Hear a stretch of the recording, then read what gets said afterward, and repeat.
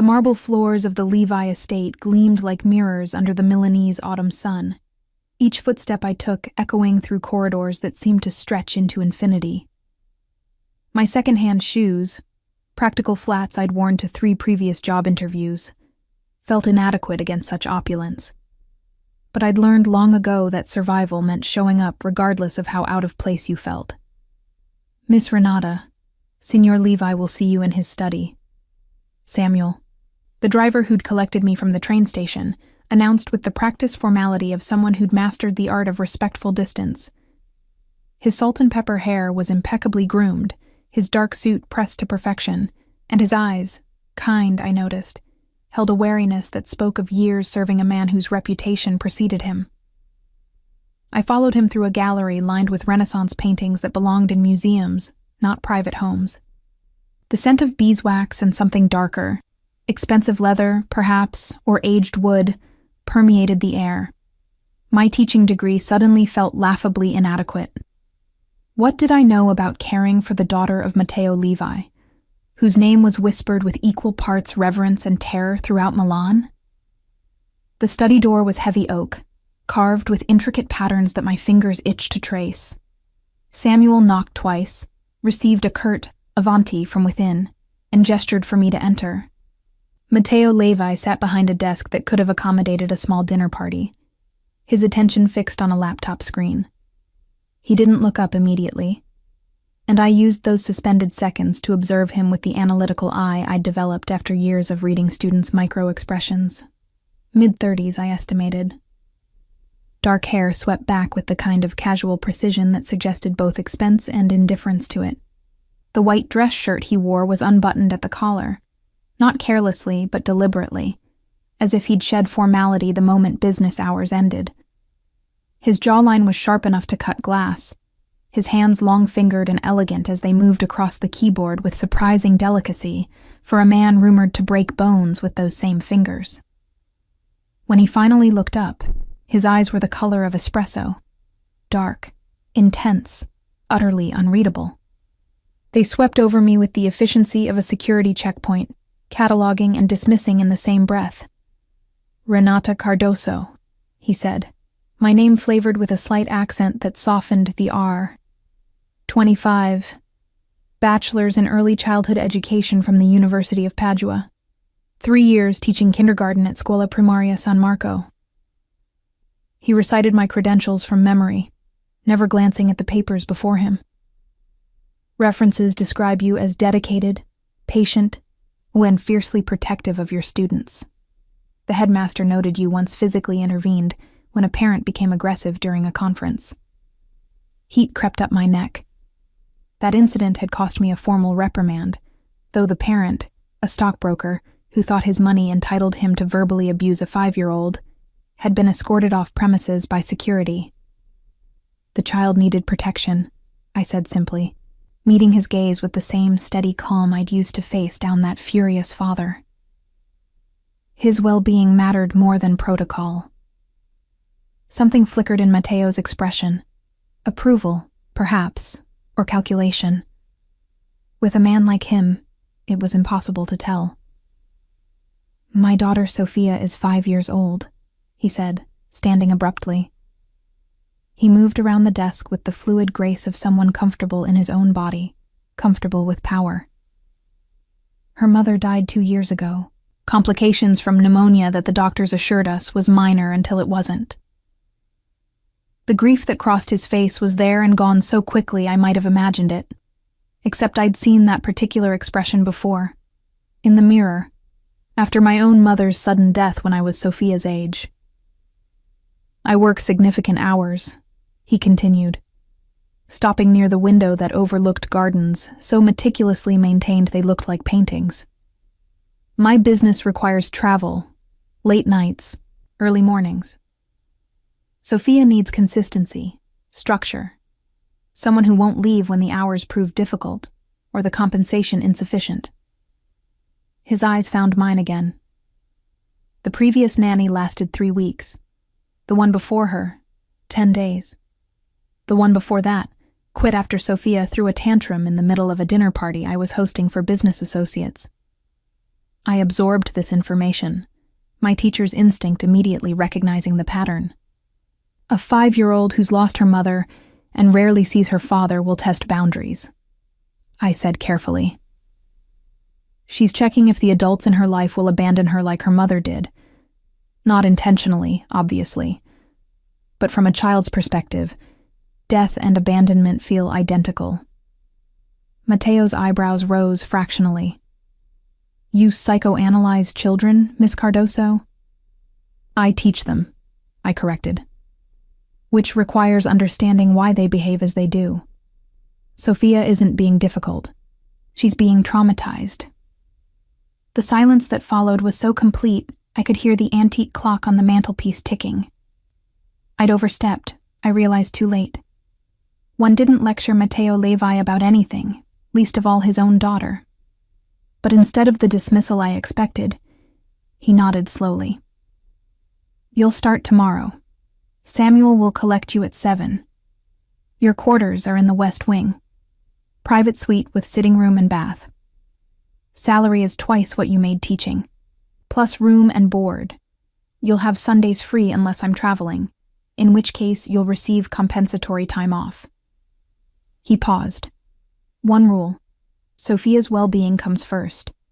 Before household protocol, before staff hierarchy, before my convenience.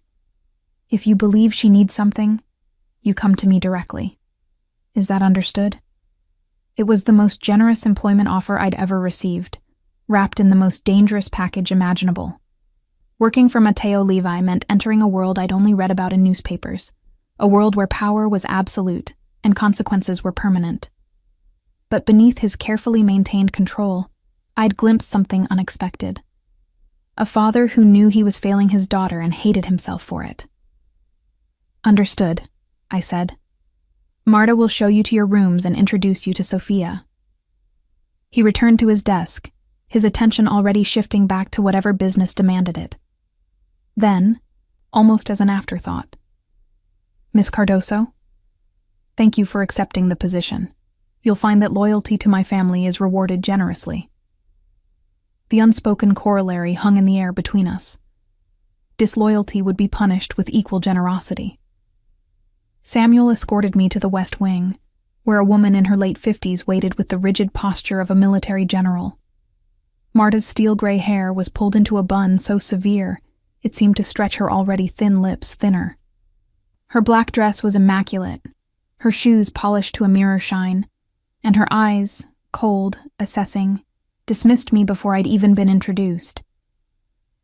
So you're the new nanny, she said in Italian, her tone making it clear she gave me the same 3 weeks the previous one had lasted.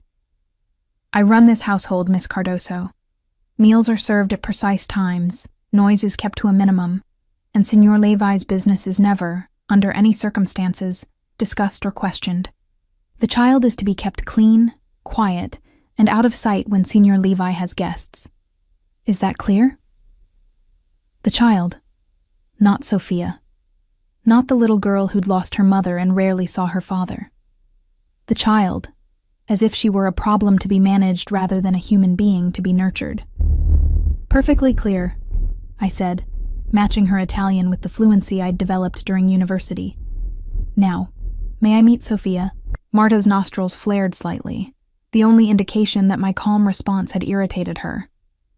She's in the nursery, 3rd floor, East Wing. Nomi will bring her dinner at 6 precisely. She's to be in bed by 8, no exceptions. I'd prefer to eat with her, I said. Children Sophia's age need social interaction during meals. That, Marta said coldly, is not how this household operates. We stared at each other, 2 women separated by age, experience, and philosophy, united only by our employment under the same roof.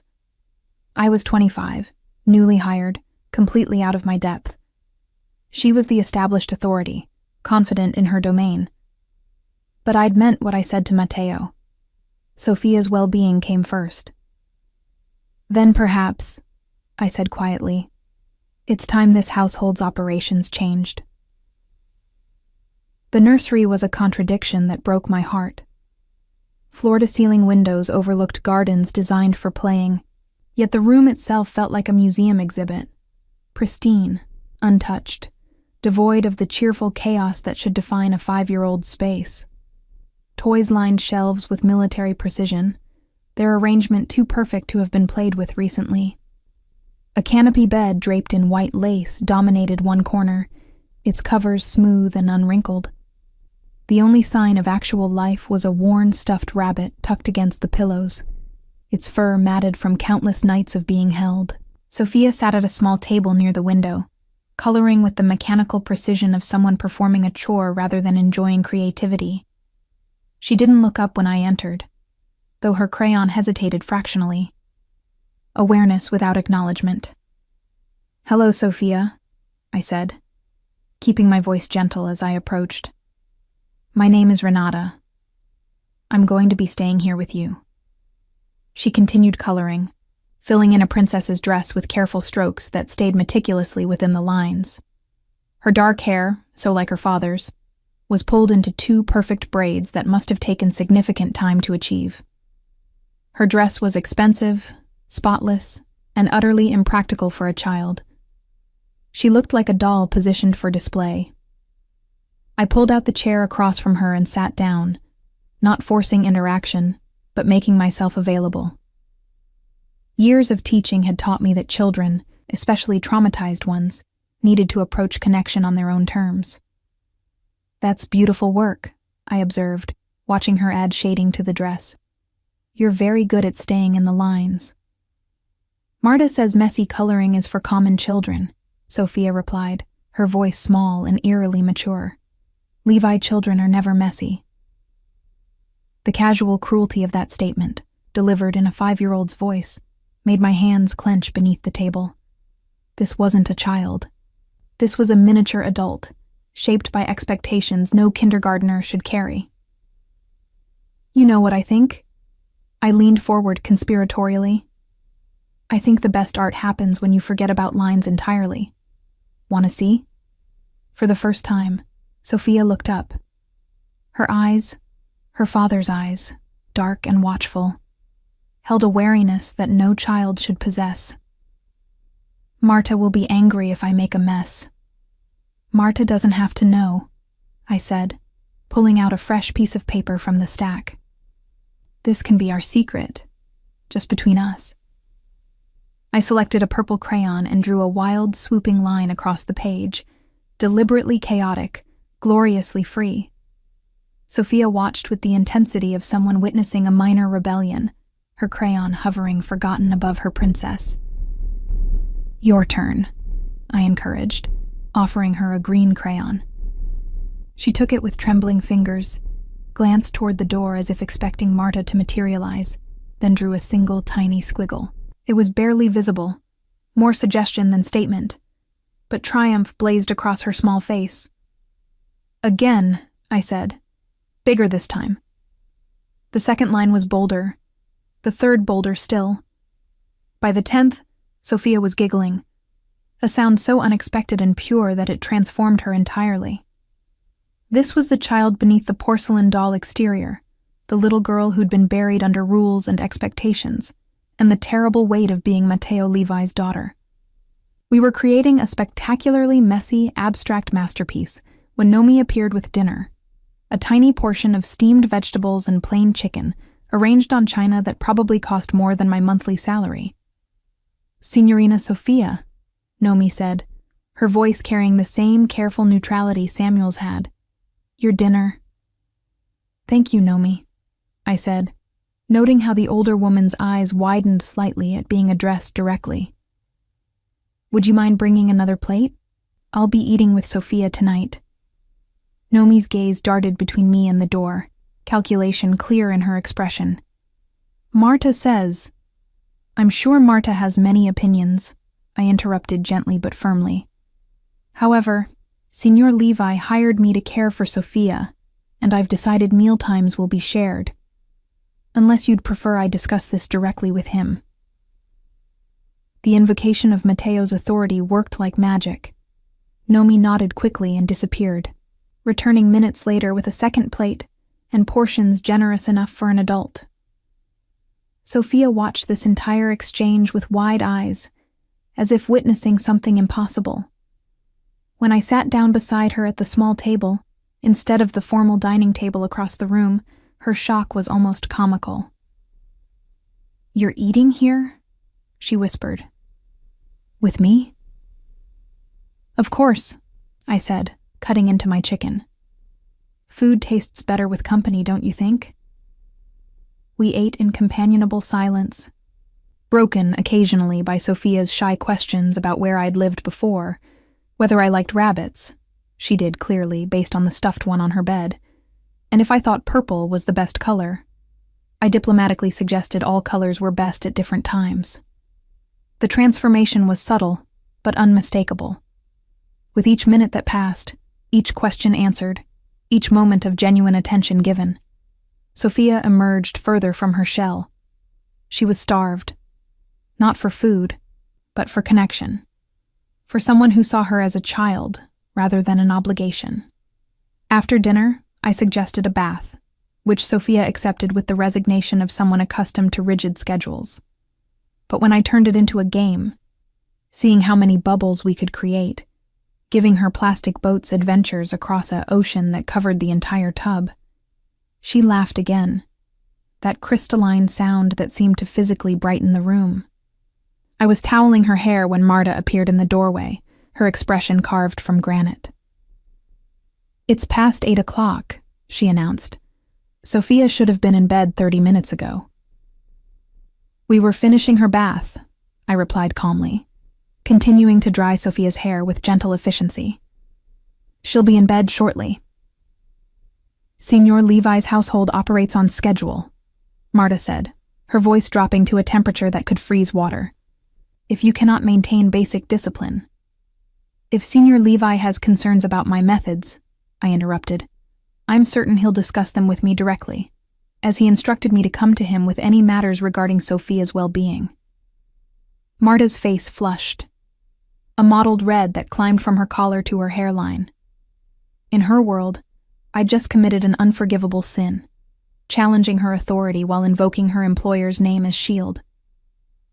"You won't last 2 weeks, she hissed, low enough that Sophia, now climbing into her canopy bed, couldn't hear. "Girls like you never do. Too soft, too idealistic. This family will chew you up and spit you out, and I'll enjoy watching it happen." She swept from the room with the righteous fury of someone who knew, absolutely knew, that time would prove her correct. I tucked Sophia into bed, that worn rabbit clutched against her chest, and her small hand caught mine before I could pull away. "Renata," she whispered, "will you be here tomorrow?" The question pierced something in my chest. How many people had she asked that question? How many had promised yes, and then vanished like morning fog? "I'll be here," I promised, meaning it with every fiber of my being. "Every morning when you wake up, I'll be here." She smiled, tentative, fragile, but genuine, and closed her eyes. I stayed until her breathing deepened into sleep, then returned to my own quarters, where the luxury felt simultaneously excessive and isolating. The sitting room was larger than my entire previous apartment. The bathroom featured a soaking tub and rainfall shower. The bedroom had a mattress so soft I briefly worried I'd sink through to the floor. But comfort couldn't silence the warning bells now ringing in my mind. I'd been here less than 12 hours, and had already made an enemy of the woman who ran this household. Marta's threat echoed. "This family will chew you up and spit you out." I thought of Sophia's question, "Will you be here tomorrow?" and the desperate hope in her voice. I thought of Matteo's instruction. Sophia's well-being comes first, and I realized with crystalline clarity that surviving in this house would require more than patience and teaching skills. It would require choosing sides in a war I didn't fully understand yet, between the rigid protocol Marta enforced and the desperate need of a little girl who'd been treated like an inconvenience in her own home. I'd promised Sophia I'd be here tomorrow. Whatever that required, I'd find a way to keep that promise. 3 weeks passed in a rhythm that felt both natural and dangerous. Each morning, I woke to Sophia's small knock on my door, tentative at first, then increasingly confident as she learned I actually meant it when I said I'd be there. We'd have breakfast together in the nursery, her chatter growing more animated with each passing day, the porcelain doll facade cracking to reveal the vibrant child beneath. But my presence had created fault lines throughout the household. Marta's disapproval radiated like heat from summer pavement, her instructions increasingly pointed, her observations of my methods shared in tones that dripped disdain. Nomi remained carefully neutral, bringing meals with the precise timing Marta demanded, while occasionally sneaking Sophia an extra biscuit when she thought no one was watching. Samuel, I discovered, was an ally, his kind eyes crinkling when he witnessed Sophia's laughter, his subtle nods of approval when I advocated for changes to her schedule. Matteo himself remained an enigma. I saw him rarely, glimpses in corridors as he left for business or returned in the small hours. Twice I'd encountered him in the early morning, disheveled in a way that suggested he'd worked through the night. His dress shirt rumpled, shadows beneath his eyes that spoke of burdens I couldn't imagine. Both times he'd asked about Sophia with an intensity that seemed disproportionate to the simple questions: how she slept, what she ate, whether she seemed happy. "She's thriving," I'd told him truthfully. "But she misses you." His expression had shuttered immediately, walls slamming into place. "My schedule doesn't permit." "She's 5, I'd interrupted gently. "She doesn't understand schedules. She only understands that her father is here but never with her." He'd walked away without responding, but the next evening, he'd appeared at dinner. Sophia's shock had transformed into incandescent joy, her entire body vibrating with excitement as she showed him the drawings we'd made, the stories we'd read, the elaborate castle we'd built from blocks. Matteo had listened with an attention that seemed to physically hurt him, as if witnessing his daughter's happiness was both gift and punishment. When Sophia had thrown her arms around his neck in a spontaneous hug, I'd seen something crack in his carefully maintained control, grief so raw and profound that I'd quietly excused myself to give them privacy. That night, standing in my quarters, I'd heard Sophia's laughter echoing through the halls, accompanied by Matteo's deeper voice reading her bedtime story. The sound had wrapped around my heart like a fist, squeezing until I could barely breathe. This was what I'd come here to facilitate, reconnecting a broken family. But I hadn't anticipated how witnessing that reconnection would affect me. Hadn't prepared for the way Matteo's rare smiles, earned through Sophia's antics, would lodge themselves in my memory. Hadn't expected the warmth that flooded my chest when he'd looked up from the storybook to find me watching from the doorway, his expression transforming from guarded to something softer, more vulnerable. "Thank you," he'd mouth silently, and I'd nodded, retreating before the moment could mean more than it should. But everything changed on a Tuesday afternoon when Sophia and I returned from the gardens, our hands dirty from planting bulbs that would bloom in spring. She was chattering about butterflies and rainbows, her imagination finally free to soar, when we encountered Marta in the main hall. "Look what we planted," Sophia announced, holding up her muddy hands with pride. "Renata says there'll be tulips when—" "You're filthy," Marta cut her off, disgust clear in every syllable. "Tracking dirt through Senior Levi's home like a common street child. This is exactly what happens when discipline is abandoned for foolish indulgence." Sophia's face crumpled, joy extinguished like a candle in wind. Her hands dropped to her sides, muddy fingers curling into small fists as she stared at the marble floor. "We were gardening," I said, keeping my voice level despite the fury building in my chest. "Children should be allowed to play outside and get dirty. It's healthy." "Children of this household," Marta said icily, "are expected to maintain standards. Or have you forgotten where you are, Miss Cardoso? This isn't some public school where mediocrity is celebrated. Sophia is a Levi. She has a legacy to uphold, a reputation to maintain. Your peasant attitudes. Enough." The word cracked through the air like a gunshot. Matteo stood at the top of the stairs, his presence filling the space with an authority that made even Marta hesitate. He descended slowly, each step deliberate, his expression carved from stone. "Papa," Sophia whispered, shrinking against my legs. Something in that single word, the fear in her voice, the instinctive retreat, made Matteo's jaw tighten.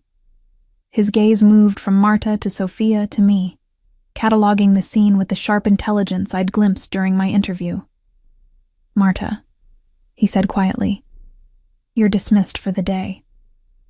"Signor Levi, I was merely maintaining—" "I said you're dismissed." His voice dropped to a register that made the temperature plummet. "Now." Marta's face flushed with humiliation, but she left, her footsteps echoing like gunshots against marble. The silence that followed pressed against my eardrums. Sophia remained frozen against me, and I felt the trembling in her small body, saw the way her muddy fingers clutched at my skirt.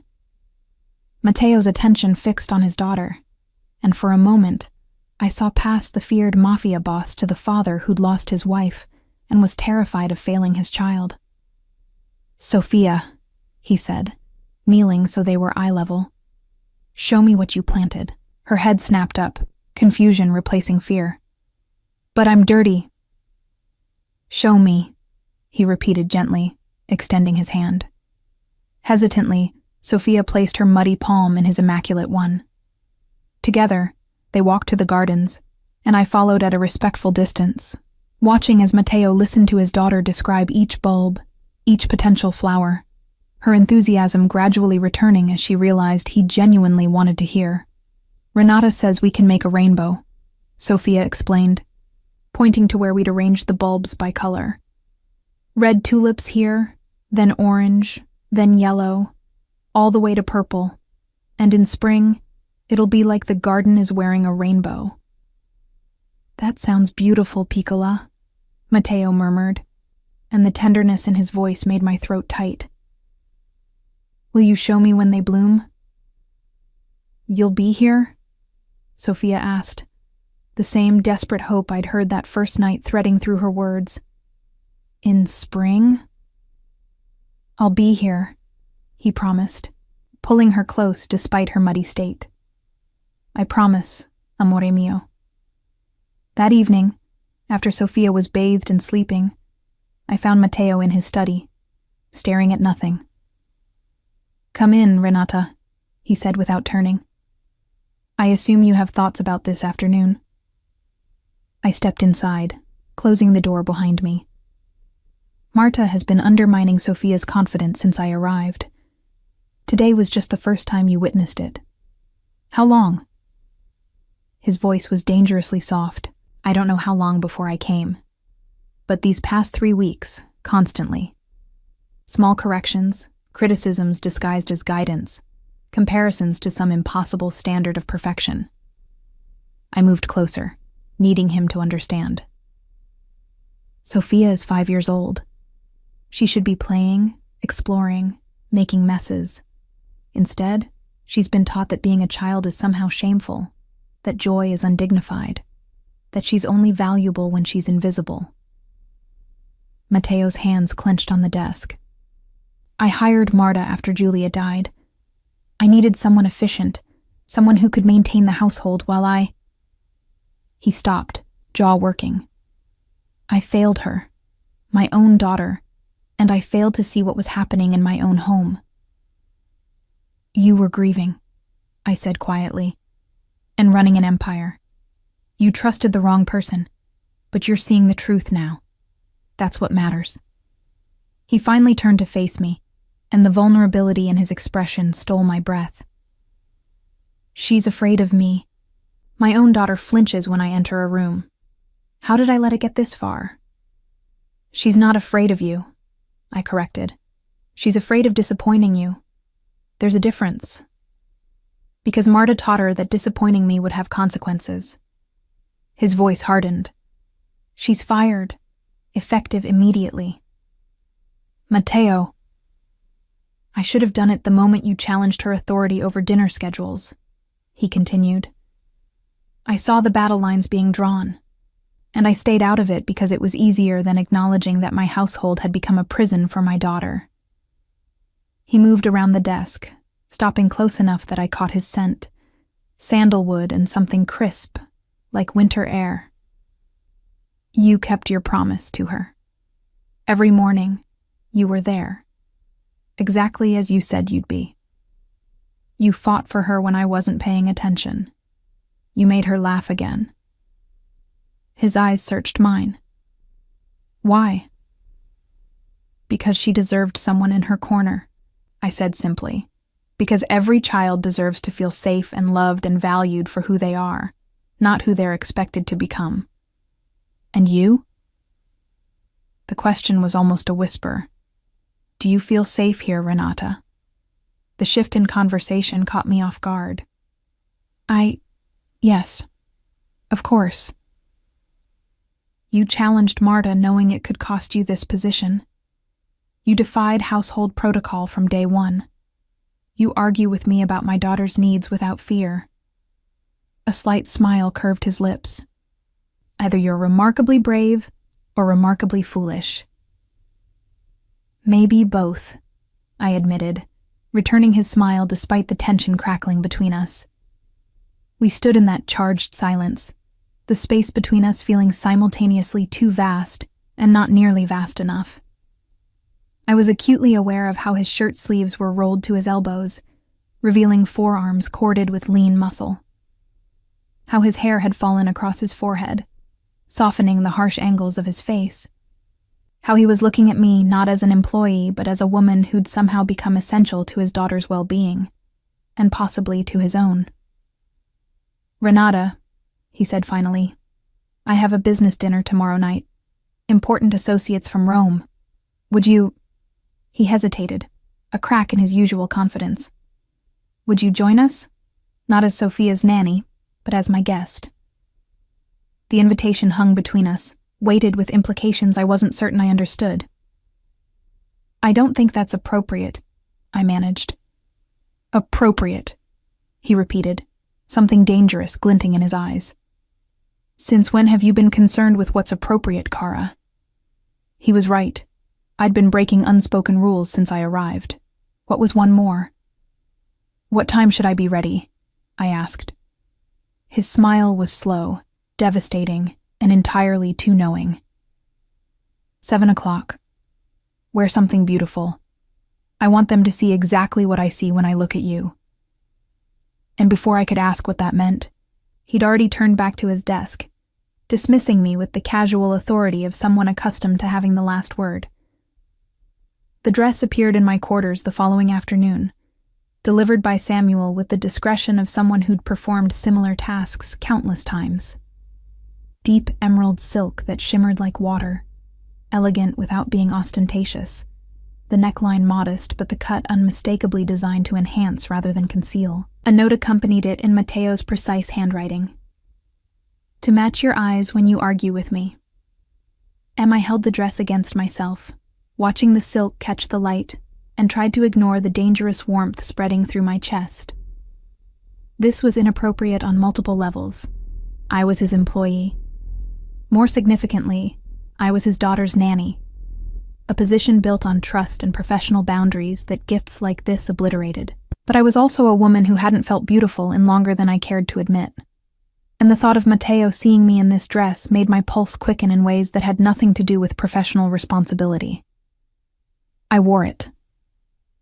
The dinner guests arrived precisely at 7. 3 men in expensive suits accompanied by women who wore their wealth like armor, dripping in jewelry that probably cost more than my previous annual salary. I recognized one of the men from newspapers, Alessandro Romano, real estate magnate with rumored connections to every corrupt politician in Rome. Matteo met me at the top of the stairs, and the way his gaze traveled over me, slow, appreciative, possessive, made my breath catch. Bellissima, he murmured, offering his arm. They won't be able to concentrate on business, which serves them right for boring me with it. The dinner was elaborate. courses appearing with choreographed precision, while conversation flowed around topics I barely understood. Property developments, agreements with city officials, timetables that seemed to have nothing to do with construction. I remained mostly silent, observing the power dynamics at play. These men deferred to Matteo with the careful respect reserved for those who could destroy them. Their wives assessed me with calculating eyes, trying to determine my place in Matteo's hierarchy. His mistress? Future wife? Irrelevant decoration? Miss Cardoso, Alessandro said during the third course, his smile not reaching his eyes. Matteo mentioned you're Sophia's nanny. Tell me, how does a kindergarten teacher from Padua end up working for the Levi family? The question was barbed with implied dismissal. I set down my fork with deliberate care. I answered an advertisement for a position requiring patience, dedication, and the ability to prioritize a child's needs above all else, I replied evenly. Skills developed through education and experience, regardless of where that education was obtained. Of course, Alessandro's wife interjected, her diamonds catching the candlelight. Though I imagine the compensation here is significantly better than public school teaching. The compensation, I said, meeting her gaze directly, is watching a traumatized child rediscover joy. The salary is secondary. Silence fell around the table. I'd just implied that money, the god these people worshipped, meant less to me than emotional fulfillment. In their world, such a statement was either noble or insane. Matteo's hand found mine under the table, squeezing briefly. Approval or warning, I couldn't tell. Renata has revolutionized my household in 3 weeks, he said, his voice carrying the casual authority that ended debates. Sophia has transformed under her care. I consider myself fortunate that she accepted the position. The conversation shifted to safer topics, but I felt eyes on me throughout the meal, assessing, calculating, wondering what I really was to Matteo Levi. After dinner, while the men retreated for cognac and cigars, the wives gathered in the salon, and I found myself trapped in a conversation about charity galas and designer trunk shows. I was searching for a polite exit when a commotion erupted from upstairs. Sophia's scream cut through the house like a blade. I was running before conscious thought registered, taking stairs 2 at a time, vaguely aware of Matteo's presence behind me.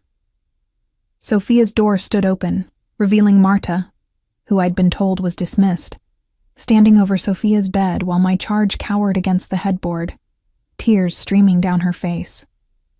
"You're a spoiled, ungrateful child," Marta was hissing. "Your mother would be ashamed of what you've become.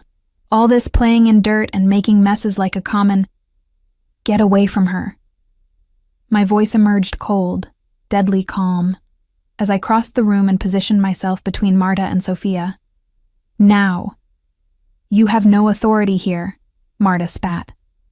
"Signor Levi will see sense eventually, and when he does, you'll be gone, and I'll..." "Touch my daughter again," Matteo said from the doorway, his voice dropping to a register that froze everyone in place. "And I'll ensure you never work in Milano again. In fact, you'll be fortunate if employment is your only concern." The threat was unmistakable, delivered with the casual certainty of someone who'd followed through on worse. Marta's face drained of color. I was only trying to maintain standards. "You were terrorizing a 5-year-old child," I cut in, no longer caring about consequences. "In her own bedroom, after being explicitly dismissed from this household. That's not maintaining standards. That's cruelty. How dare you speak to me?" "Security," Matteo said into his phone, not raising his voice. "Remove Marta Santini from the premises, immediately, and ensure she understands that she's never to return or contact anyone in this household again." 2 men in dark suits materialized within seconds, efficiency suggesting they'd been waiting nearby. Marta was escorted out, her protests fading as she was removed from the house. Only then did I turn to Sophia, who'd pressed herself against the headboard, her small body trembling. I sat on the edge of the bed, opening my arms, and she launched herself into them, sobbing against my shoulder. "She said you were leaving," Sophia choked out. "She said Papa would send you away because you don't belong here, and I'd be alone again. And I'm not leaving," I promised fiercely, holding her close. "I'm not going anywhere, Tesoro." "Promise?" Her voice was so small, so desperate. "I promise." Matteo knelt beside the bed, his hand gentle on Sophia's back. "Sophia, amore mio, Renata stays as long as she wants to stay. No one will send her away. You have my word." Sophia lifted her tear-stained face. "Really? Really?" He met my eyes over her head, and something in his gaze made my breath catch.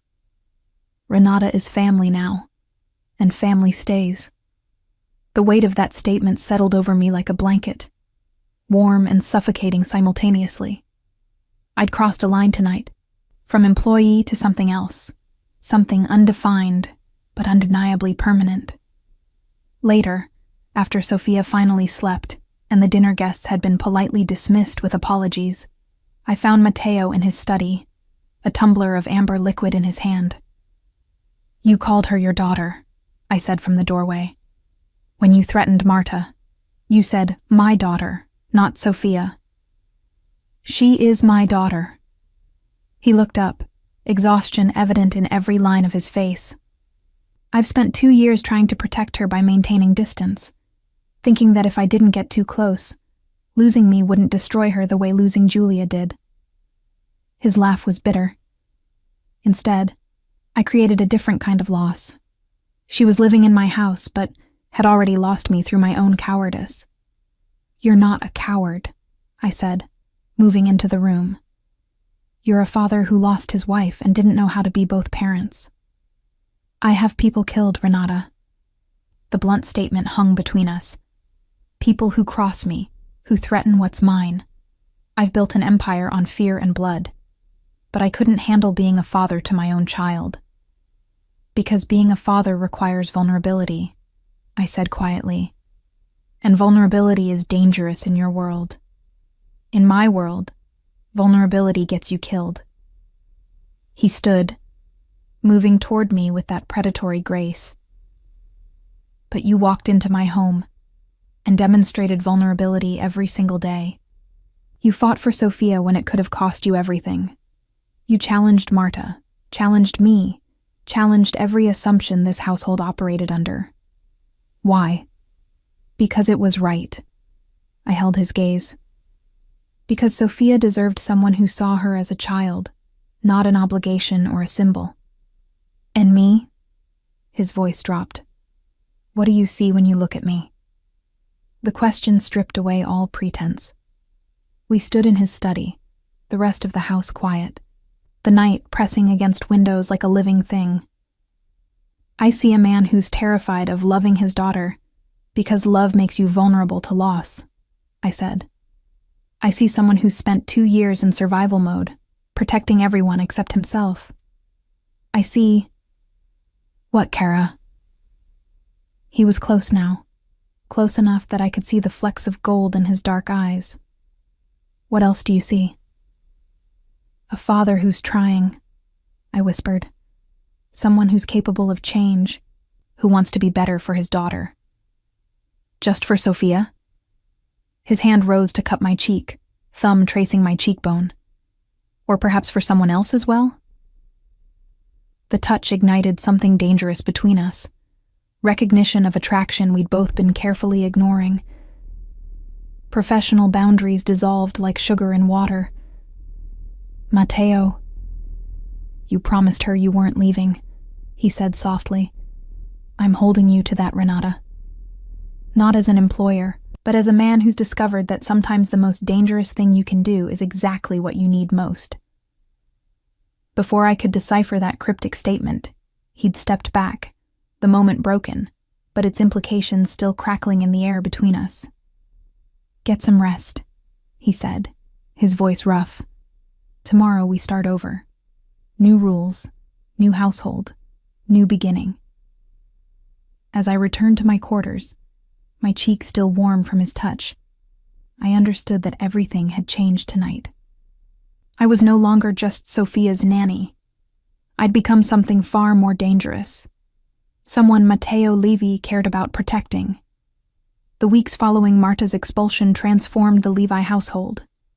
Matteo hired Nomi's niece, Gabriella, as the new head of household, a woman in her 40s whose warmth and competence created an atmosphere so different from Marta's reign that Sophia blossomed like flowers after rain. More significantly, Matteo restructured his schedule. Mornings now included breakfast with Sophia in the sunroom, where he'd listen to her chatter about dreams and butterflies while reviewing business documents. Evenings meant dinner together, the three of us developing rhythms that felt dangerously close to actual family. I watched them reconnect with a mixture of professional satisfaction and personal longing.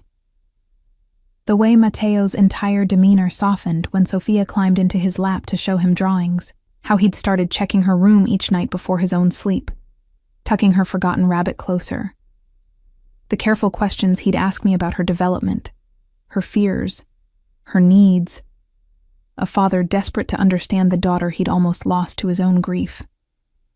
But beneath the domestic warmth, darkness still threaded through the household. Meetings happened behind closed doors. Visitors arrived at odd hours, and sometimes Matteo would emerge from his study with blood on his knuckles and shadows in his eyes that no amount of Sophia's laughter could quite dispel. I pretended not to notice, maintained the fiction that I worked for a normal, if wealthy, businessman, that the men who guarded the estate were simply security, that the hushed phone conversations in Italian dialects I didn't recognize were merely business as usual, until the night everything unraveled. It was late, past midnight, and I'd been reading in my quarters when Sophia's scream shattered the silence. I ran to her room to find it empty, her bed covers thrown back, her stuffed rabbit abandoned on the floor. Panic clawed up my throat as I raced into the hallway, calling her name. Samuel appeared from seemingly nowhere, his expression grim. "The East Wing," he said tersely, quickly. I followed him through corridors I rarely traveled, to a part of the house that belonged exclusively to Matteo, his private office, his sanctuary. The door stood open, revealing a scene that made my blood freeze. 3 men in dark suits, not Matteo's people, I knew instinctively, stood near his desk. One held Sophia, his hand clamped over her mouth, her terrified eyes finding mine immediately. Matteo stood perfectly still, hands raised in surrender, his gaze locked on his daughter with an intensity that radiated lethal intent, barely leashed. "Let her go," he said, his voice deadly calm. "Your quarrel is with me, Alessandro. The child is innocent." Alessandro Romano, the real estate magnate from the dinner weeks ago, stood by the window, smiling with the satisfaction of someone who'd finally found leverage. "Innocent?" Alessandro laughed. "She's a Levi. There's no such thing as innocent in our world, Matteo. You taught me that when you killed my brother." The casual revelation of murder, stated like commenting on weather, should have shocked me. Instead, I found myself calculating distances, angles, trying to determine how to reach Sophia. "Your brother betrayed me," Matteo said flatly. "He knew the consequences. As you know the consequences of refusing my very generous offer for your shipping operations." Alessandro's smile widened. "Sign the transfer documents, Matteo, or I take something precious from you, as you took from me." The man holding Sophia shifted his grip, and she whimpered, a sound so small and terrified that something primal ignited in my chest. "Don't," I said, stepping fully into the room. "Don't hurt her." All eyes turned to me. Alessandro's calculating, his men's dismissive, Matteo's desperate. "Ah, the nanny," Alessandro observed. "The woman who's transformed the great Matteo Levi into something almost human. How touching." His gaze sharpened. "Perhaps we don't need the child after all. Perhaps we take what he actually values. You take neither. Matteo's voice cut like a blade. Put Sophia down. Leave this house and I'll consider your offer. Consider? Alessandro's laugh was ugly. You're not in a position to consider anything. You sign those documents now, or I hurt someone you love. Your choice which one. The calculation in his eyes as he looked between Sophia and me made my skin crawl. He'd identified us both as leverage, pressure points to exploit. Matteo's gaze found mine across the room, and in that moment, I saw past every carefully maintained wall to the truth beneath. He cared for me, not as an employee, not even as Sophia's nanny, but as a woman who'd somehow become essential to both him and his daughter. Let the child go, Matteo said quietly. Take me instead. I'll sign whatever you want, give you access to everything. Just let them both go. Papa, no, Sophia cried out, struggling against the man's grip. How noble, Alessandro sneered. But I don't think... What happened next occurred in seconds that felt like hours. The window behind Alessandro exploded inward, glass shattering as men in tactical gear swarmed into the room. Alessandro's men reached for weapons, but they were already surrounded, outmaneuvered by superior numbers and training. Sophia was torn from her captor's grip and passed to Samuel, who'd appeared from nowhere. I caught her as he handed her to me, her small body trembling violently as she buried her face against my neck. Matteo moved with lethal efficiency, his fist connecting with Alessandro's jaw before anyone could intervene. The older man crumpled, and Matteo stood over him, death in his eyes. You came into my home, he said, his voice eerily calm. Threatened my daughter. Threatened what's mine. His gaze flicked to me, to Sophia in my arms. I should kill you for that. Matteo. Samuel's quiet warning. Not here, not in front of... His eyes indicated Sophia and me. Something shifted in Matteo's expression. He straightened, his hand dropping to his side, though rage still radiated from every line of his body. Take him, he ordered his men. You know where. Alessandro was dragged from the room, his protests cut short by a blow that rendered him unconscious.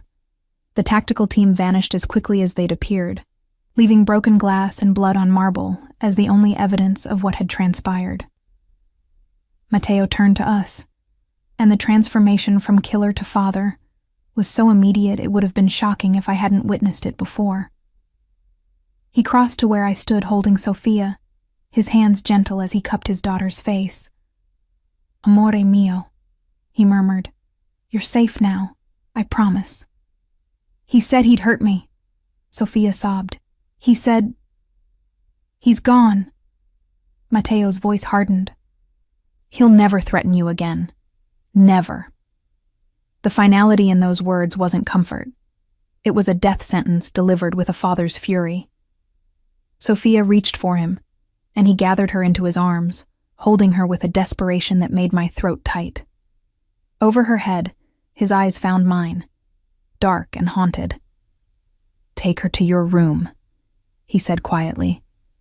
Stay with her tonight. I need... He stopped, jaw working.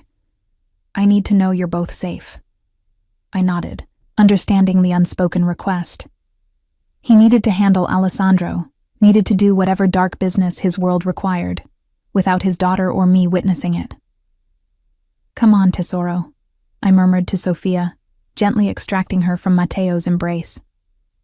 Let's get you somewhere safe. She clung to me as I carried her to my quarters, her sobs gradually quieting to hiccups, and then to exhausted breathing. I tucked her into my bed, lying beside her, keeping watch as her eyes finally closed in fitful sleep. Hours later, near dawn, my door opened silently. Matteo stood in the doorway, still dressed but with blood spattered on his shirt. He didn't enter, just stood there looking at Sophia sleeping peacefully, at me watching over her. Is he... I began. Don't ask questions you don't want answers to, he interrupted softly. Then quieter. She's safe. You both are. That's all that matters. He started to leave, but my voice stopped him. Matteo. He turned back, exhaustion evident in every line of his face. Thank you, I said, for protecting her, for protecting us. Something in his expression cracked. You don't thank someone for protecting what they love, Renata. You just accept that they'll burn the world down before they let harm come to it. Before I could respond, he was gone, leaving me with Sophia's sleeping form and the terrifying realization that I'd become integral to Matteo Levy's world in ways I could never escape. Not as an employee, not even as his daughter's nanny, but as someone he'd killed to protect. And perhaps already had. The morning after Alessandro's intrusion dawned gray and cold, Milan's autumn rain tapping against windows like ghostly fingers. Sophia refused to leave my side, her small hand clutching mine with desperate strength as we navigated breakfast in the sunroom. Matteo appeared looking haunted, shadows beneath his eyes suggesting he hadn't slept, and the careful way he moved indicating injuries he was concealing. He knelt beside Sophia's chair, his hand gentle on her hair. Piccola, he said softly. I need to leave for a few days. Business in Rome that can't wait. Her face crumpled. You're going away. Only for 3 days, he promised, then looked at me. Renata will be here, and I'm leaving additional security. Samuel will be in charge. You'll be safe. The emphasis on safe carried weight beyond normal reassurance. He was fortifying his home, preparing for potential retaliation, ensuring that what had happened last night could never happen again. When do you leave? I asked. This afternoon. He stood, his hand finding my shoulder, squeezing gently. We need to talk before I go. My study, after Sophia's settled with her lessons? I nodded, watching him leave with the terrible understanding that our relationship had crossed another invisible line last night. I wasn't just Sophia's nanny anymore. I was someone Matteo was protecting, prioritizing, keeping safe in ways that had nothing to do with employment. 2 hours later, I stood in his study while he poured coffee with mechanical precision. Alessandro won't be a problem anymore, he said without preamble. His business interests have been redistributed. His associates have been made aware that any retaliation would be unwise. The careful euphemisms couldn't disguise the truth. He'd destroyed a man for threatening his daughter, for threatening me. Matteo, I know what you're going to say. He set down his cup, turning to face me. That I went too far. That violence isn't the answer. That there must have been another way. Actually, I said quietly, I was going to say thank you. He blinked, clearly expecting different words. You protected Sophia, I continued. You protected me. In your world, with your rules, you did what you had to do. I'm not naive enough to judge you for that anymore. You should be horrified, he said, something desperate in his voice. You should take Sophia and run as far from me as possible. I'm a monster, Renata. I've killed men, destroyed lives, built an empire on fear and blood. Last night proved you're a father who loves his daughter, I interrupted. Everything else is just context. We stared at each other across his study, the truth hanging between us like smoke. I'm falling in love with you, he said, the words rough and unexpected. I've been falling since you challenged Marta over dinner schedules, since you promised Sophia you'd be there every morning, since you looked at me and saw a father instead of a monster. My breath caught. Matteo. I know I have no right. He moved closer, not touching but near enough that I felt his warmth. I know you came here to care for Sophia, not to become entangled with her father. I know my world is dangerous and dark and everything you should run from." His hand rose to cup my face, thumb tracing my cheekbone. "But I'm selfish enough to hope you might choose to stay anyway." "This is insane," I whispered, even as I leaned into his touch. "I'm your employee, your daughter's nanny. This crosses every professional boundary. Then stop being my employee." His voice dropped. "Be my partner, my equal, the woman I come home to, the one who makes my daughter laugh, who makes me want to be better than I am." "I don't know if I can handle your world," I admitted. "Last night terrified me." "It terrified me too," he said. "The thought of losing either of you." His jaw tightened. "I've lost one woman I loved. I can't survive losing two more." The admission hung between us, raw and vulnerable. Matteo Levi, feared throughout Milan, was standing before me with his heart in his hands, offering me a choice that would define both our futures. "If I stay," I said carefully, "it's not as your employee. It's as myself, with my own voice, my own opinions, my own agency. I wouldn't want you any other way, Cara. And Sophia comes first, always.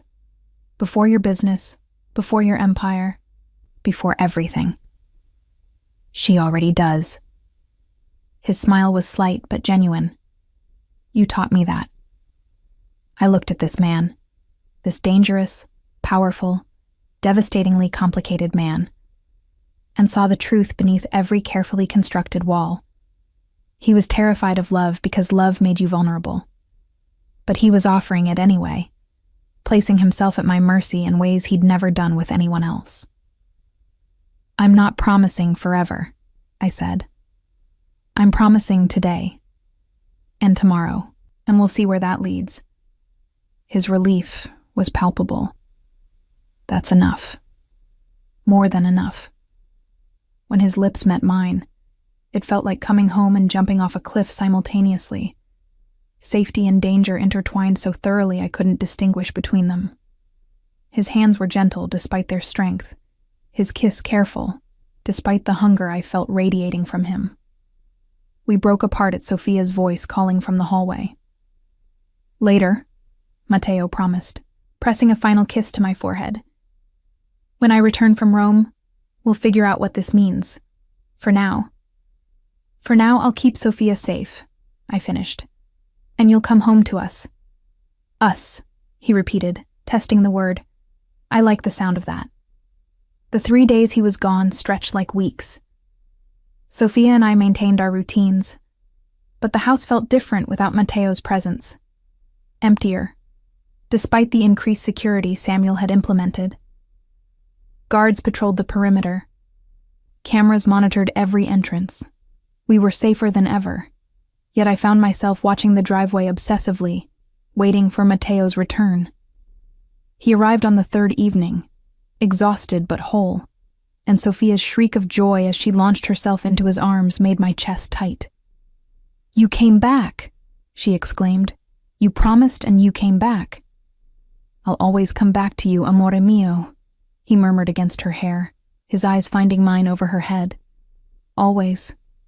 That night, after Sophia was asleep, we sat together in the garden, and Matteo told me his plans. "I'm restructuring my operations," he said, "legitimizing where I can, separating myself from the more dangerous aspects. It will take time, but I want Sophia to inherit something she can be proud of." He paused. "And I want you to stay knowing that I'm trying to be better." "You're already better," I said, taking his hand. "You're a father who loves his daughter. Everything else is just details." His smile was soft, grateful, and utterly transformative. "Stay with us, Renata, not as an employee, as family." I thought of the scared, lonely woman who'd arrived at this mansion months ago, desperate for work and security, of the little girl who'd been treated as an obligation rather than a child, of the man who'd been drowning in grief and guilt, convinced he was failing at the one thing that mattered most. We'd found each other in the wreckage of broken lives and built something new. Fragile, perhaps, but genuine. "Yes," I said simply. "I'll stay." Matteo pulled me close, pressing a kiss to my temple, and in that moment, surrounded by gardens and guards and the distant sounds of Milan at night, I understood something crucial. Family wasn't about blood or legal contracts or conventional boundaries. It was about choosing to protect, to love, to show up every day even when it was terrifying. It was about promises kept and walls broken down, and second chances seized despite the cost. It was about a little girl who finally had two parents who loved her, and two adults who'd discovered that sometimes the most dangerous thing you can do is exactly what you need most. 3 months later, Matteo asked me to marry him. Not in some grand romantic gesture, but quietly, over breakfast, with Sophia sitting between us coloring pictures of our future. I said yes before he'd even finished the question. Because somewhere between disciplining a child, defying a cruel governess, surviving an invasion, and falling in love with a man who terrified and treasured me in equal measure, I'd become part of the Levi family, and family, I'd learned, was worth fighting for. Even when, especially when, the fight required crossing lines no one expected. The engagement ring Matteo placed on my finger 3 months after his proposal was nothing like I'd imagined. No ostentatious diamond, no showy display of wealth. Instead, a delicate band of platinum held 3 stones, emerald flanked by 2 smaller diamonds, that caught the light like promises made tangible. "The emerald is Sophia's birthstone," he explained as we sat in the garden where she played nearby, her laughter floating toward us like music. "The diamonds represent us. 3 stones, 3 lives intertwined." I looked at the ring, then at him, then at the little girl who'd transformed from porcelain doll into vibrant child over these past months. "It's perfect." "You're perfect," he corrected, his thumb tracing circles on my wrist in that habitual gesture I'd grown to crave. "You saved us both, Kara. Me from becoming the monster I feared I was, and Sophia from inheriting my darkness." "You were never a monster," I said, the truth I'd learned through watching him become the father Sophia deserved. "Just a man who'd forgotten how to let people close." His smile was rueful. "I'd built such high walls, convinced myself they were protection when really they were prison bars." His gaze found Sophia, who was showing her drawings to Samuel with animated enthusiasm. "Then you arrived and demolished every wall I'd constructed, brick by stubborn brick." The wedding was planned for early summer, small, intimate, held in the garden where Sophia had first learned that getting dirty was not only acceptable, but joyful. But the months leading to it brought changes that rippled through the entire household, like stones dropped in still water. Matteo began the promised restructuring of his business operations. Meetings happened at regular hours instead of midnight summons. The men who visited wore suits from legitimate corporations, rather than carrying the barely concealed threat of violence. He was extracting himself from the darkest aspects of his empire, a process that took strategic brilliance and ruthless efficiency, but left him freer than I'd ever seen him. "Alessandro's organization has been absorbed by my competitors," he told me one evening as we reviewed wedding invitations in his study.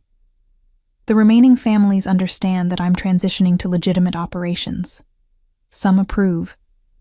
Others—" He shrugged with the casual acceptance of someone who'd long ago stopped worrying about universal approval. "Others will adjust or find themselves isolated." "Is it dangerous?" I asked, the question I'd learned to voice rather than suppress. "This transition?" "Less dangerous than continuing as I was," he replied, his hand finding mine across the desk. "I have too much to lose now. A daughter who needs her father, a fiancé who deserves a husband she doesn't have to lie about." His eyes met mine with intensity that still made my breath catch. A future I actually want to live to see. Sophia thrived in ways that transformed her so completely, I sometimes forgot the frightened, silent child I'd first met. She started attending a small private school, Mateo's choice carefully researched to ensure she'd be challenged but nurtured, pushed, but never crushed by expectations. Her reports came back glowing. Vibrant, creative, kind to classmates, quick to defend anyone being treated unfairly. "She's like you," Mateo observed, reading over the teacher's comments about Sophia's fierce protectiveness toward a shy classmate. "Sees someone vulnerable and immediately becomes their shield." "She's like you," I corrected. "Loyal to those she loves, protective of what matters, unwilling to tolerate injustice." We were both right. Sophia was becoming herself, a blend of her father's intensity and determination, her mother's warmth that Mateo described in stories he'd finally begun sharing, and something entirely her own that had been waiting to emerge once she felt safe enough to bloom. But not everyone welcomed the changes to the Levi household. I first noticed the tension at a charity gala Mateo's business required us to attend, the kind of glittering event where Milan's elite gathered to see and be seen while writing checks that assuaged their consciences without actually changing their lives.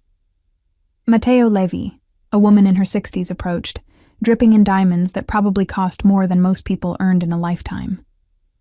"How delightful to see you out in society again." Her gaze swept over me with the dismissive assessment I'd learned to recognize from those who measured worth in bloodlines and bank balances. "And who is your companion?" "My fiancé," Matteo said, his hand settling possessively at the small of my back. "Renata Cardoso. Renata, this is Contessa Vittoria Santoro, a longtime family friend." "How lovely," the Contessa said, her smile not reaching her eyes. "And what family are the Cardosos? I don't believe I'm familiar with the name." The question was barbed with implications, that I was nobody, that my family lacked the prestige required to marry into the Levi legacy, that my presence at Matteo's side was temporary and inappropriate. "The Cardoso family," I replied with the calm I'd perfected during months of similar interrogations, "are educators and civil servants who believed in contributing to society through service rather than inheritance. My grandmother taught in public schools for 40 years. My mother was a social worker who helped families in crisis. I consider that legacy more valuable than any title." Silence rippled outward from our conversation. Several nearby guests turned to watch, curiosity evident in their expressions. No one spoke to the Contessa that way. Certainly not a former kindergarten teacher who'd arrived in the Levi household as hired help. Matteo's smile was slow, devastating, and entirely proud. "Well said, amore mio." He turned to the Contessa, his voice dropping to that dangerous register I'd learned to recognize. "Renata's family built their legacy through dedication and integrity. I consider myself fortunate that she agreed to share her life with me." The Contessa's face flushed with barely suppressed fury. She'd been dismissed publicly by a man whose favor she'd been courting for decades. "Of course," she managed, her voice brittle. "How progressive of you, Matteo." After she'd retreated, I turned to Matteo. "I just made you an enemy." "You just reminded me why I fell in love with you," he corrected. The Contessa has been positioning her granddaughter for years, hoping I'd make an advantageous marriage that would benefit her family's business interests.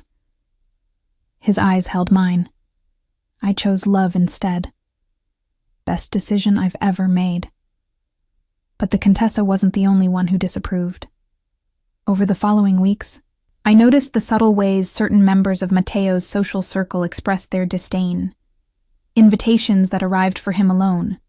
Functions where I was included as an afterthought. Conversations that stopped when I approached. "They'll adjust," Matteo assured me after I mentioned the pattern. "Or they'll find themselves excluded from my life entirely. Your choice which bothers you more. Their disapproval or their eventual acceptance once they realize I'm not changing my mind." "Neither bothers me," I said truthfully. "I didn't agree to marry you for social acceptance. I agreed because I love you and Sophia, and I want to build a life with you both." His expression softened into something so tender it made my chest ache. "Have I mentioned recently that you're extraordinary?" "Not in the last few hours," I teased. I was starting to worry. He pulled me close, his lips finding mine in a kiss that still had the power to make my knees weak despite months of such kisses.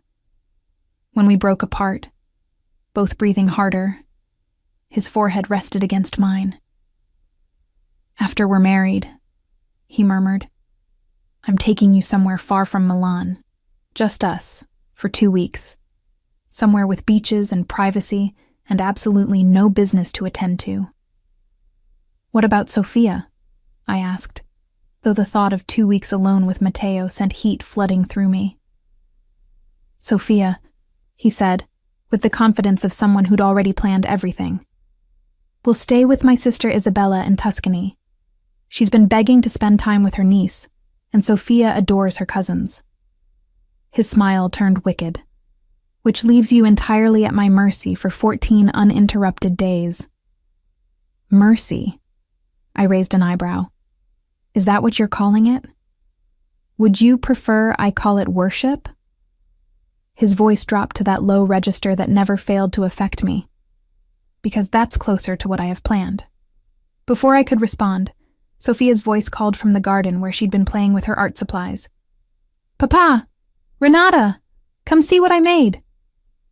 We broke apart, sharing a look that promised continuation later, and walked hand in hand to where Sophia had arranged an elaborate display of drawings, her interpretation of our upcoming wedding, complete with flowers that defied botanical reality, and a sun that smiled down on stick figures she'd labeled in careful letters.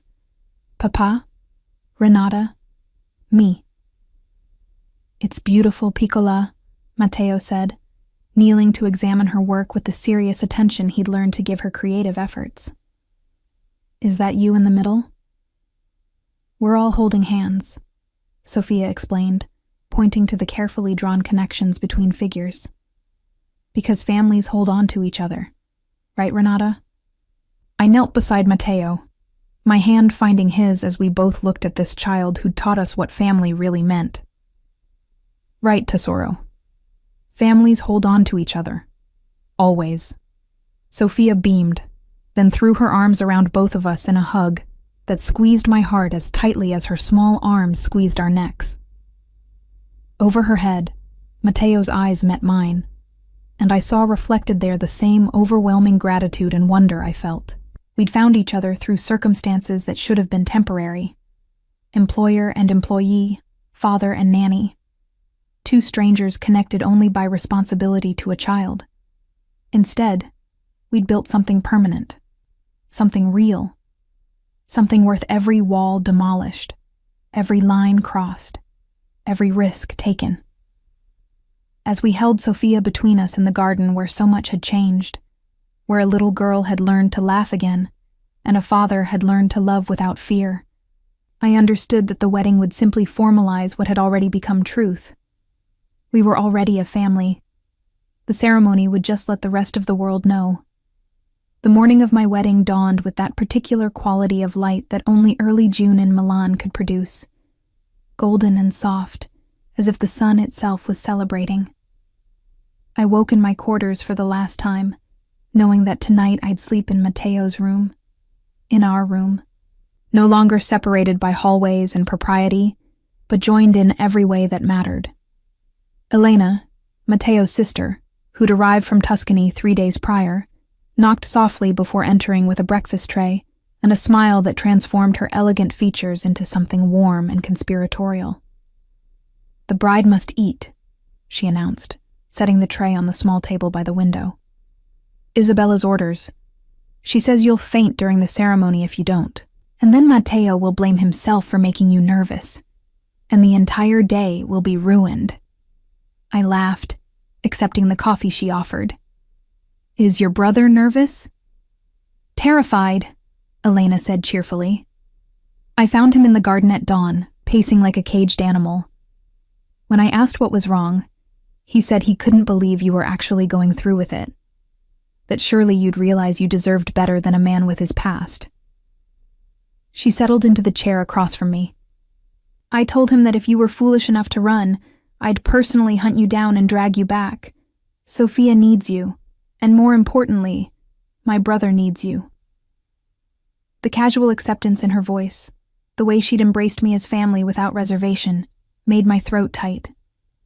"Thank you," I managed, "for welcoming me. I know this isn't the kind of marriage your family probably expected for Matteo." Elena's expression grew serious. "My family expected Matteo to marry someone appropriate. Someone from our world, with the right connections and background." She reached across to take my hand. "What we hoped for, what Julia would have wanted, was for him to marry someone who loved him and Sophia. Someone who saw past the power and reputation to the man beneath. You've given him back to himself, Renata. You've given Sophia her father. That's worth more than any advantageous alliance." 3 hours later, I stood before the mirror in a dress that had been created specifically for me. Ivory silk that flowed like water, simple and elegant with delicate lace sleeves, and a neckline that was modest but feminine. My hair was arranged in soft waves, held back with antique combs that had belonged to Matteo's mother. The emerald engagement ring caught the light, and around my neck was a new addition. A platinum pendant with 3 stones matching my ring. Matteo's gift that morning with a note. 3 hearts, 1 family, forever.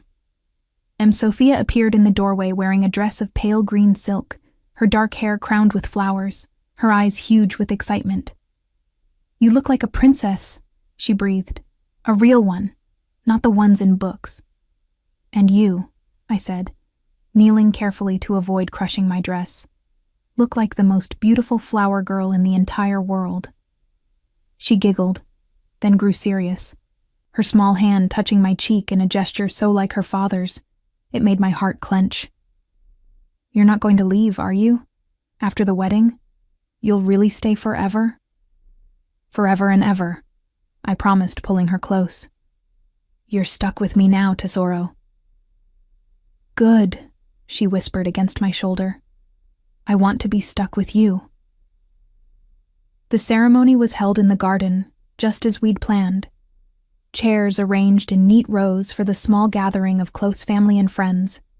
An archway woven with roses and jasmine marking where we'd exchange vows, and Sophia's carefully planted bulbs now blooming in the rainbow pattern she'd designed months ago. As I walked down the makeshift aisle, Sophia leading the way, scattering flower petals with focused determination, Samuel offering his arm with the dignity of a man who'd become more father figure than employee. I had eyes only for Matteo. He stood beneath the floral arch, wearing a perfectly tailored suit, but it was his expression that stole my breath. No careful control, no practiced composure. Just raw, unguarded emotion as he watched me approach. Love and wonder, and something that looked almost like disbelief that this was really happening. When I reached him and Samuel placed my hand in his, Matteo's fingers trembled slightly against mine. "You came," he murmured, low enough that only I could hear. "Did you think I wouldn't?" I whispered back. "I've spent weeks terrified you'd realize what you were agreeing to," he admitted, his thumb tracing circles on my wrist in that habitual gesture. "That you'd understand you deserve someone better, someone whose past doesn't include blood and darkness." "I deserve someone who loves me and Sophia with everything he has," I said softly. "Someone who's brave enough to change, to build something better. I deserve you, Matteo. And you deserve happiness. So let's stop questioning it and just accept what we've found." His smile was brilliant, transformative. The smile I'd worked months to earn, and now got to keep forever. The ceremony itself passed in a blur of meaningful words and exchanged rings. Matteo's voice steady as he promised to love and cherish me, to protect our family, to build a future worthy of the faith I'd placed in him. My own vows caught in my throat. Emotion overwhelming carefully prepared words until I simply said what mattered most. "I love you. I love Sophia. I choose this life, this family, every single day, forever." When the priest pronounced us married and Matteo kissed me, tender and possessive and full of promise, Sophia's delighted cheer rang out above the applause, her pure joy infectious enough that soon everyone was laughing through happy tears. The reception flowed seamlessly from ceremony. Tables arranged in the garden, food that represented both Italian tradition and touches from my own Portuguese heritage, music that ranged from classical to contemporary as afternoon melted into evening. Sophia danced with everyone, her energy seemingly limitless, until Matteo swept her up and waltzed her around the makeshift dance floor with such tender focus that I had to look away before crying again. Later, much later, when the guests had departed and Sophia had finally surrendered to exhaustion, carried to bed by her father with her flower crown askew and a smile on her sleeping face, Matteo and I stood alone in the garden where everything had begun. "Mrs. Levi," he said, testing my new name. "How does it feel?" "Strange," I admitted. "Wonderful. Terrifying." "Right." I looked up at him, this man who'd been an enigma, then an employer, then a friend, and finally the love I'd never expected to find. "I'm yours now. Legally, officially, permanently." "You've been mine since you challenged Marta over dinner schedules," he corrected, pulling me close. "The ceremony just made it public." His lips found mine in a kiss that started gentle but quickly deepened. Months of restrained desire finally given free rein, now that we were truly, irrevocably bound. When we broke apart, both breathing hard, he rested his forehead against mine. "I have something to confess," he murmured. "What?" I asked, slightly breathless. "That night you confronted Marta, when you positioned yourself between her and Sophia without hesitation." He paused. "I fell in love with you in that moment, watching you defend my daughter like she was already yours. I knew then that I'd do whatever it took to make you part of our family permanently."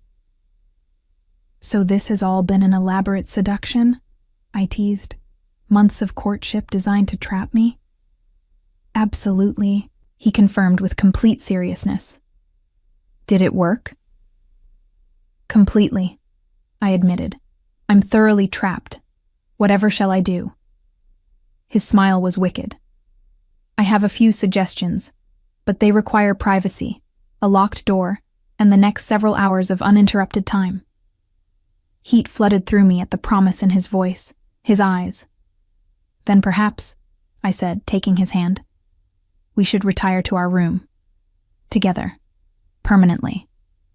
"Permanently," he agreed, lacing his fingers through mine as we walked toward the house, toward our future, toward the life we'd built from broken pieces and unexpected love. Behind us, the garden stood silent, witness to all that had transpired within its borders. A child learning to laugh, a father learning to love without fear, a woman finding family in the last place she'd expected, and as Matteo swept me into his arms at the threshold of our bedroom, tradition honored even in this unconventional union, I looked into his eyes and saw reflected there the same truth I felt in every fiber of my being. This was where I belonged, where we all belonged. 3 hearts, 1 family, bound together by something stronger than obligation or circumstance, or even the vows we'd exchanged today, bound by choice, by love, by the fierce, unbreakable determination to protect what we'd found against anything that might threaten it, forever.